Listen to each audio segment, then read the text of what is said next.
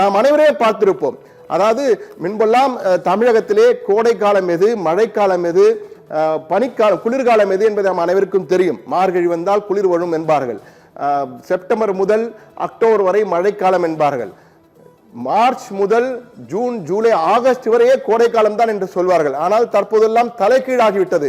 எப்பொழுது மழை பெய்யும், எப்பொழுது வெயில் அடிக்கும் என தெரியாத அளவுக்கு காலநிலை மாறி இருக்கிறது. நாம் இதையெல்லாம் சாதாரணமாக கடந்து சென்று கொண்டிருக்கிறோம். ஆனால் உண்மையில் நாம் அனைவரும் யோசிக்க வேண்டிய தருணம் இது. ஏனென்றால் ஜனவரியில் மழை பெய்து பலர் பார்த்தது ரொம்ப அரிதான விடயம். கோடை மழை ஏப்ரல் மே எல்லாம் கோடை மழை எப்பொழுதாவது ஆண்டுக்கு ஒரு முறை இல்லை, வருடத்திற்கு பல ஆண்டுகளுக்கு ஒரு முறை தான் பெய்யும். ஆனால் இப்பொழுது ஆண்டுதோறும் கோடையிலேயே அதிக அளவு, மழைக்காலத்தை விட அதிகமாக மழை பெய்து கொண்டிருக்கிறது. மழைக்காலத்திலே வெயில் அடித்துக் கொண்டிருக்கிறது. இதெல்லாம் சாதாரண நிகழ்வு அல்ல. உலகம் மாறி கொண்டிருக்கிறது, இயல்பு நிலையிலிருந்து மாறி கொண்டிருக்கிறது என்பதை அச்சுறுத்தக்கூடிய சமிக்ஞைகள், சிக்னல்கள் என்பார்கள், அதுதான் வந்து கொண்டிருக்கிறது. இதை பார்த்து நாம், இதெல்லாம் அடையாள குறிகள், உலகத்தின் இயல்பு நிலை மாறி கொண்டிருக்கிறது என்பதற்கான அடையாள குறிகள். ஆனால் நாம் சாதாரணமாக கடந்து கொண்டு என்றால் நமக்கு பெரிய அளவுக்கு பாதிப்பு இதுவரை வரவில்லை. ஆனால் வரப்போகிறது என்பதை தான் வரப்போகும் அதிகாரப்பூர்வமாக வெளியான ஆராய்ச்சி முடிவுகள் நமக்கு எடுத்துக்காட்ட இருக்கின்றன. அடுத்ததாக அடுத்த வரைகளை பார்ப்போம். அதிலே எந்த அளவுக்கு வெப்பநிலை உயர்ந்திருக்கிறது என்பதை நாம் பார்க்க போகிறோம். இதில் நீங்கள் பார்க்கலாம், 1950, 1970, 1990 கடந்த 2 நூற்றாண்டுகளாக +0.5 வெறும் 0.5 டிகிரியாக இருந்ததுதான். தற்போது 2000 தான் அந்த மெல்ல மெல்ல, ஏன்னா தொழில் புரட்சி காரணமாக கார்பன் வெளியீடு அதிகமாகி சுற்றுச்சூழலுக்கு மாசுகளை ஏற்படுத்தி கொண்டிருப்பதால் தொடர்ந்து அந்த வெப்பநிலை உயர ஆரம்பித்தது.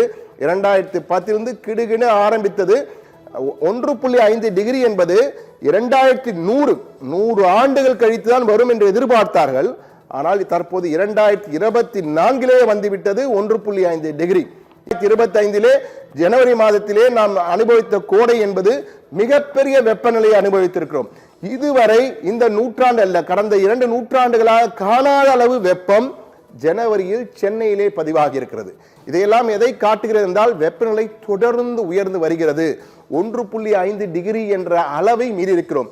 அதாவது பல விஞ்ஞானிகள் சேர்ந்து பாரிஸ் மாநாடு நடைபெற்றது, காலநிலை தொடர்பான மாநாடு. அதிலே 2 மிக முக்கியமான தரவுகளை வெளியிடுகிறார்கள்.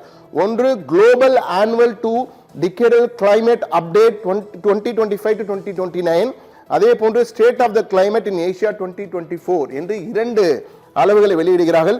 இதில் மிக முக்கியமாக பார்க்க வேண்டியது, உலக அளவிலே வெப்பம் உயர்ந்து வந்தாலும் ஆசிய கண்டத்தை பொறுத்த மட்டும் மிக அதிகமாக உயர்ந்தது. அதாவது 2 மடங்கு.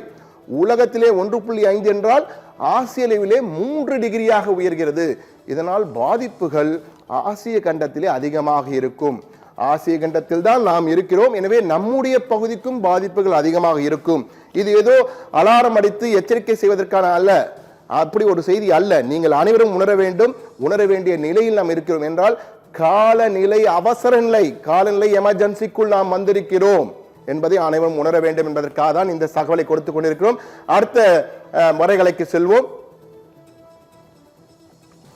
தற்போது நாம் பார்த்த அந்த டிகிரி உயர்வு, இது world meteorological organisation prediction 2025 to 2029 எப்படி இருக்கும் என்பதற்காக அவர்கள் கொடுத்தது. அவர்கள் கொடுத்ததை வைத்த பாருங்க, 2030 தற்போது 2025 1.5 வந்துவிட்டோம்.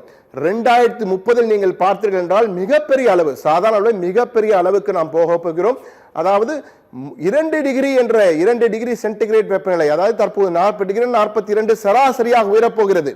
இது மிகப்பெரிய அளவுக்கு பாதிப்பை ஏற்படுத்தும். என்னென்ன பாதிப்பு ஏற்பட போகிறது, எப்படி ஏற்படும், உங்களுக்கு என்ன ஆக போகிறது, ஏதோ ஒரு இடத்தில் வெடிக்க நமக்கு என்ன பிரச்சனை நினைப்போம். ஆனால் என்னென்ன பாதிப்புகள் வரப்போகிறது என்பதை அடுத்த வரைகளை உங்களுக்கு சொல்ல போகிறது. அடுத்த வரைகலையை தற்போது பார்ப்போம். இந்த வரைகலையிலே நீங்கள் என்னென்ன பிரச்சனைகளை எல்லாம் அனுபவிக்க போகிறீர்கள், நாம் எல்லாம், நீங்கள் அல்ல, நான், நீங்கள் அனைவரும் தான் அனுபவிக்க போகிறோம். என்னென்ன பிரச்சனை பாருங்கள். Population exposed to water scarcity. முதலில் குடிநீர் பிரச்சனை, தண்ணீர் பிரச்சனை. குடிநீர் மட்டுமல்ல, தண்ணீர் பிரச்சனையே பெரிய அளவுக்கு. கடல் சுத்தி சமுத்திரம் நிறைய இருக்கிறது, கடல் இருக்கிறது, தண்ணி இருக்கு. ஆனால் பயன்படுத்தக்கூடிய போர்ட்டபிள் வாட்டர், குடிக்கக்கூடிய பயன்படுத்தக்கூடிய தண்ணீர் நமக்கு கிடைக்குமா என்றால் அதற்கான மிகப்பெரிய தட்டுப்பாடு, பற்றாக்குறை ஏற்படும் என்கிறார்கள்.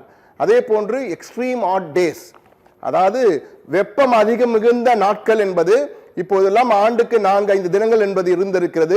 சென்னையை எடுத்துக்கொண்டால், சென்னையின் தமிழக தலைநகர் சென்னை எடுத்துக்கொண்டால் 40 டிகிரிக்கு மேல் செல்வது என்று ஓரிரு தினங்கள், ஒரு 3 நாட்கள் 4 நாட்கள் வரும்.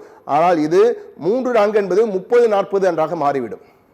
3 நாட்கள் என்பது 30-40 நாட்கள். எனவே எக்ஸ்ட்ரீம் ஹாட் டேஸ் இன்க்ரீஸ் ஆகும் என்று கூறியிருக்கிறார்கள். அதே போன்று குளிர்காலம், குளிர்காலம் எப்படி வரப்போகிறது என்றால், குளிர் நாட்கள் அதிகமாக, குளிருடைய நாட்களும் அதிகரிக்க போகிறது என்பதுதான் அடுத்த புள்ளி விவரம். எக்ஸ்ட்ரீம் கோல்டு நைட்ஸ், குளிர்கால இரவுகள் என்பது அதிகமாகும். எனவே மிகப்பெரிய அளவுக்கு குளிரும் அதிகரிக்கும், வெப்பமும் அதிகரிக்கும்.